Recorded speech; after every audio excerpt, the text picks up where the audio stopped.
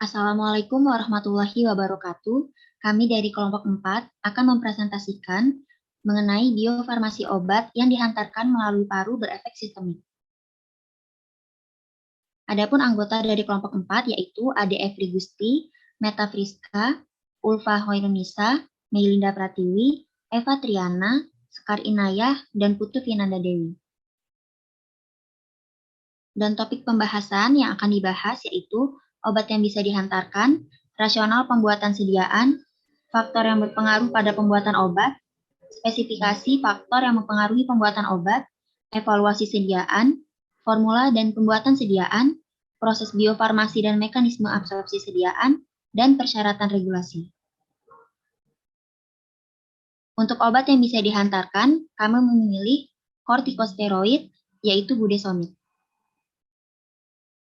Untuk selanjutnya, saya serahkan kepada teman-teman yang bertugas.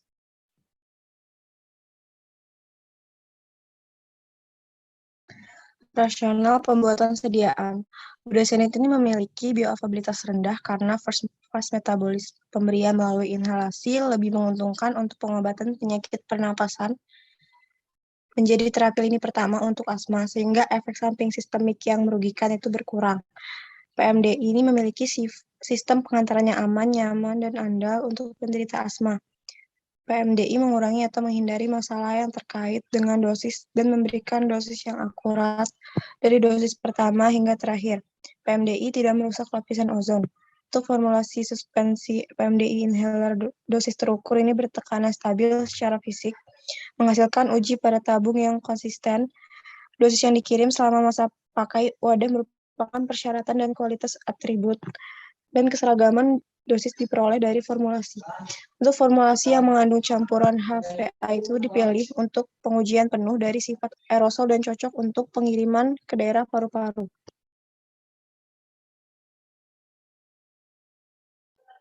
Selanjutnya yaitu faktor yang berpengaruh terhadap pembuatan obat. Di sini faktornya ada dari zat aktif, kemudian formulasi, teknik pembuatan, dan juga fisiologi paru. Next. Untuk zat aktif yang digunakan yaitu budesonid dengan struktur seperti pada layar. Kemudian untuk berat molekulnya itu 430,53, untuk pemberiannya itu serbuk hablur putih atau hampir putih dan tidak berbau. Untuk kelarutannya mudah larut dalam kloroform, agak sukar larut dalam etanol, dan praktis tidak larut dalam air dan heptan. pH-nya lebih dari 7 dan stabilitasnya harus terlindung dari cahaya. Next. Untuk fisiologi paru, yaitu paru memiliki cairan tipis yang membatasi dinding paru dengan dada untuk memudahkan pergerakan. Kemudian, tekanan yang masuk ke dalam paru berada di bawah tekanan atmosfer. Fungsi utama dari paru yaitu untuk pertukaran gas CO2 dengan oksigen. Di paru memiliki dua mekanisme, yaitu inspirasi atau penarikan nafas dan juga ekspirasi atau pembuangan nafas. Next. Untuk formulasi dan teknik pembuatannya, yang pertama ada bentuk sediaan. Di sini bentuk sediaannya yaitu inhalasi berbasis suspensi. Karena suspensi sendiri itu memiliki beberapa kelebihan. Yang pertama, eksipien dari propelan HFA itu merupakan pelarut yang buruk untuk budesonid, sehingga penggunaannya diharapkan bisa meningkatkan kelarutan dari propelan HFA dengan budesonidnya.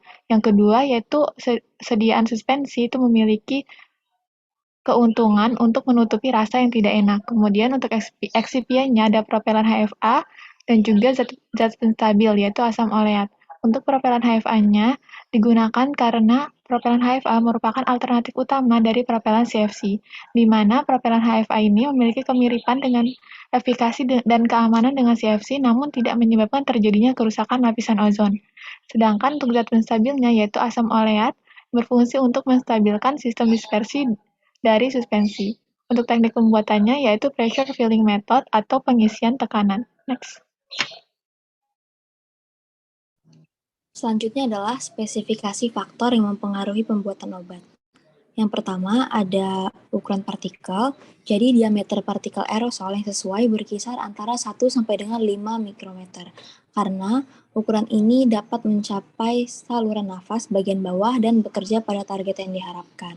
Nah, apabila lebih besar dari 5 sampai dengan 10, maka dia itu akan tertahan di saluran nafas bagian atas. Sedangkan jika lebih kecil, maka dia akan tidak mencapai target dan cepat dihembuskan. Selanjutnya adalah konsentrasi zat aktif.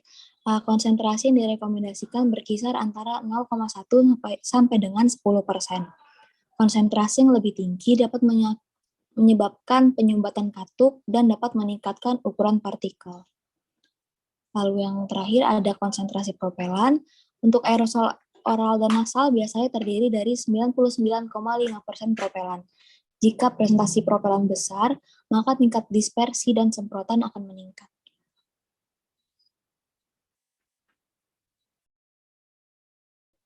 Selanjutnya yaitu formula untuk budesonide inhaler, di mana terdapat budesonide sebagai zat aktif, asam oleat dengan jumlah 0,01% sebagai zat penstabil, etanol kering dengan konsentrasi 1% sebagai kosolven, dan campuran HFA, HFA 134A dan HFA 227 yang berfungsi sebagai propelan.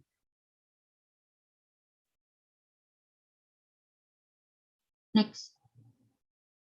Untuk cara pembuatannya, yaitu yang pertama, disiapkan alat dan bahan serta menimbang bahan yang akan digunakan.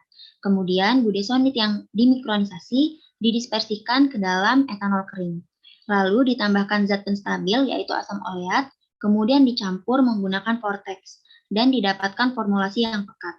Selanjutnya, setiap aliquot dipipet ke dalam tabung aluminium atau kanister, lalu 50 mikroliter metering valve atau katup tertutup ditutup dengan cream seal pada kanister. Kemudian diisi kanister dengan propelan yang berupa campuran HFA dan dispersi dalam sistem propelan dibenarkan dan dipastikan dengan menggunakan sonifikasi tabung yang dilakukan selama 60 detik dalam rendaman ultrasonik. Baiklah, selanjutnya evaluasi sediaan. Yang pertama ada analisis ukuran partikel, di mana ukuran partikel rata-rata ini ditentukan dengan teknik difraksi laser menggunakan Malvern 2000 SM.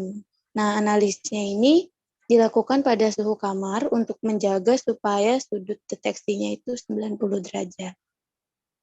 Ukuran partikel rata-ratanya itu dinyatakan dalam D 0,9, yaitu ukuran 90% partikel. Nantinya data yang disajikan itu merupakan nilai rata-rata dari 3 sampel independen yang diproduksi di bawah kondisi produksi yang sama. Untuk standar ukuran partikel itu dia tidak lebih dari 1 sampai 5 mikron. Kemudian untuk analisis efisiensi jebakan, di sini jumlah obat yang terperangkap dalam formulasi ini dihitung dengan memperkirakan jumlah obat yang tidak terperangkap dengan sentrifugasi pada 25.000 rpm ini selama 30 menit. Nah, supernatan yang diperoleh ini lalu diuji secara spektrofotometri pada panjang gelombang 246 nanometer. Kemudian dalam proses ini dihitung persentase EE. Nah, persentase EE ini dihitung dengan rumus total konsentrasi obat dikurang dengan konsentrasi obat dalam supernatan, lalu dikalikan dengan konsentrasi awal obat, kemudian pangkat min 1 dikali 100. Next. Selanjutnya untuk sifat aliran. Untuk sifat aliran ini, metode kerucut ketinggian ini digunakan untuk memeriksa sifat aliran formulasi, di mana sebuah corong kaca dengan diameternya itu 5 mm ini dipasang pada ketinggian 2,5 cm di atas permukaan datar. Kemudian dilakukan aliran yang pelan melalui corong. Nah, diameter kerucut serbuk yang terbentuk ini kemudian diukur. Lalu dihitung sudut istirahat dengan persamaan tan itu sama dengan tinggi dibagi radius. Lalu ada derajat semprotan. Derajat semprotan ini merupakan angka yang menunjukkan jumlah bobot isi aerosol yang disemprotkan dalam satu satuan waktu tertentu. Ini dinyatakan dalam gram tiap detik, di mana cara pengerjaannya yaitu dengan memilih 4 wadah atau lebih, lalu menekan aktuator masing-masing wadah selama 2-3 detik. Kemudian timbang masing-masing wadah dan celupkan ke dalam penangas air pada suhu 25 derajat Celcius sampai tekanannya tetap. Setelah itu, dikeluarkan wadah dari penangas air dan dikeringkan. Lalu tekan aktuator masing-masing wadah selama 5 detik, kemudian timbang masing-masing wadah. Selanjutnya masukkan kembali ke dalam penangas air bersuhu tetap dan ulangi percobaan tadi 3 kali untuk masing-masing wadah. Dan selanjutnya itu dihitung derajat semprot rata-rata masing-masing wadah dalam satuan gram per detik. Next. Selanjutnya untuk uji kebocoran, di sini prosedurnya itu dengan memilih 12 wadah yang digunakan, lalu mencatat tanggal dan waktu pembuatan, kemudian timbang wadah satu persatu, dan dicatat bobot sebagai W1. Nah, dibiarkan wadah dalam posisi tegak selama tidak kurang dari 3 hari pada suhu kamar. Setelah 3 hari, ditimbang kembali wadah satu persatu, lalu dicatat bobotnya sebagai W2, kemudian hitung waktu percobaan dan catat waktu sebagai T. Lalu dihitung derajat kebocoran atau DKB dari masing-masing wadah dalam tiap tahun dengan rumus DKB ini sama dengan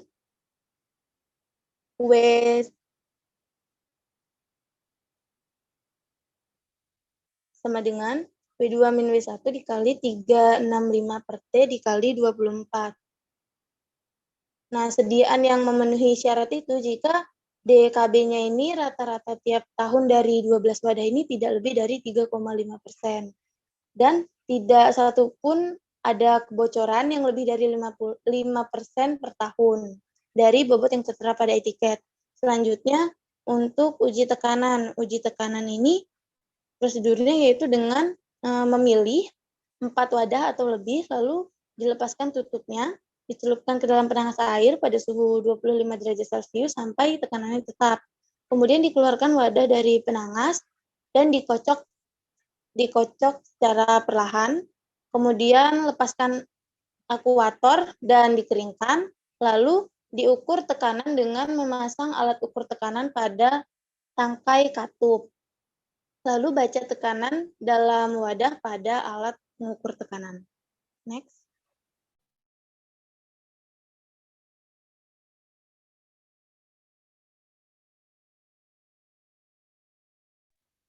Selanjutnya adalah proses biofarmasi dan mekanisme absorpsi. Jadi, perjalanan aerosol di dalam saluran pernapasan terdiri dari 4 proses, yakni inhalasi dan transfer, deposisi tetesan aerosol, retensi dan pembersihan, serta absorpsi. Pada proses inhalasi atau penghirupan dan transfer atau perpindahan, aerosol memulai perjalanan dari alat generator sampai titik fiksasinya di epitel pernapasan. Mula-mula, tetesan aerosol akan mencapai kapum bukalis, kemudian menuju trakea, bronkus, bronkiolus, kanal alveoli, dan akhirnya ke alveoli paru. Berdasarkan tabel yang tertera, dapat kita lihat bahwa salah satu faktor yang mempengaruhi proses ini yaitu ukuran partikel. Jadi semakin kecil ukuran partikel, semakin dalam partikel menembus saluran pernapasan. Partikel yang berukuran lebih dari 30 mikrometer hanya bisa menembus bagian saluran atas pernapasan seperti di lubang hidung, paring, dan laring saja. Sedangkan yang berukuran kurang dari 3 mikrometer bisa menembus sampai alveoli paru. Pada tahapan deposisi tetesan aerosol, partikel akan terdeposit atau ditahan pada sudut saluran napas yang bercabang-cabang. Hanya sebagian partikel yang diteruskan dan sebagian lainnya ditolak. Pada proses ini, mekanisme penahanan yang berperan penting yaitu impaksi inersia, sedimentasi atau pengendapan, dan difusi dengan gerakan Brown. Jadi, setelah penangkapan zat aktif yang dihirup dari sediaan aerosol, maka partikel akan tertahan di permukaan tempat depo dan selanjutnya terjadi proses retensi dan pembersihan.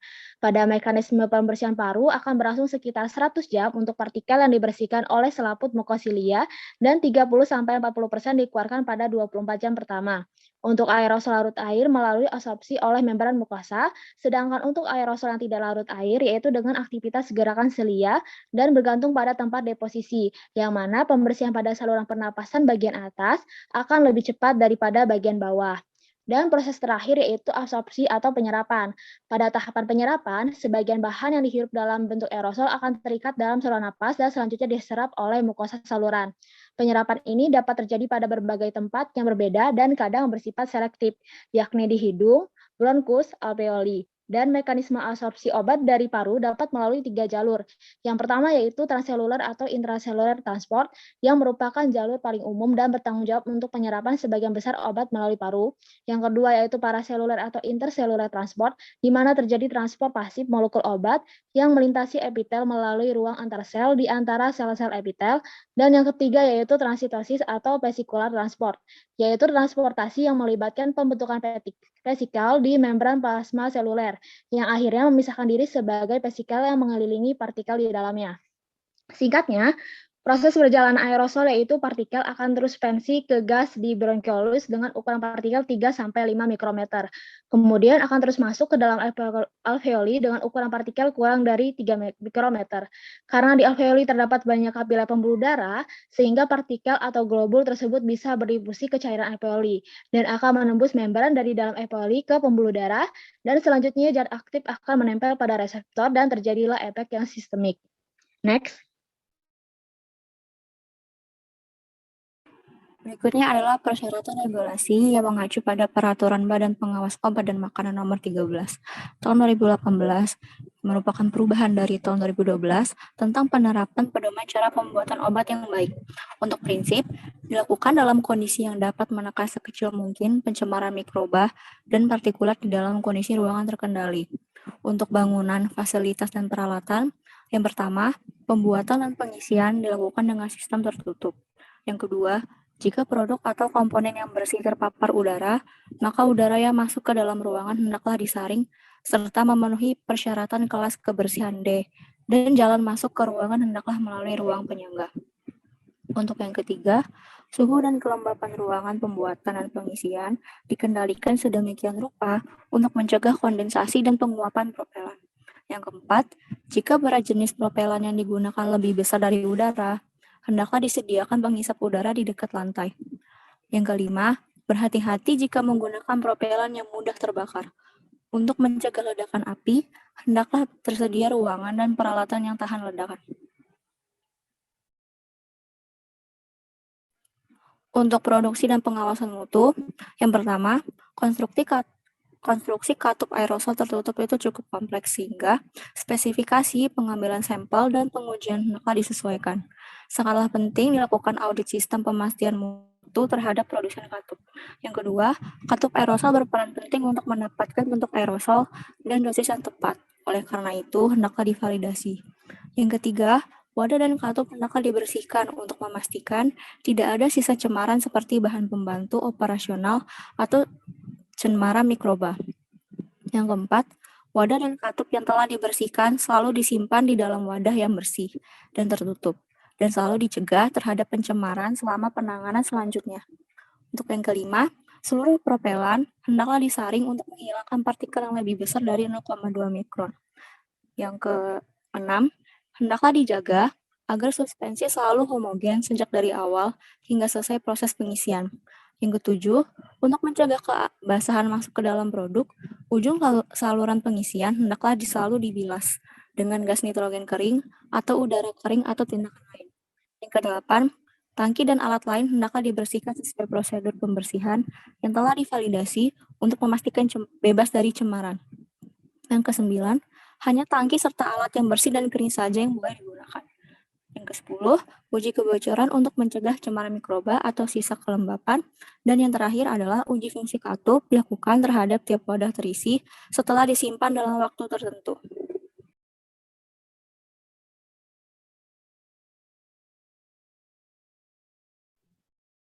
Baik, sekian presentasi dari kelompok 4 mengenai biofarmasi obat yang dihantarkan melalui paru berefek sistemik.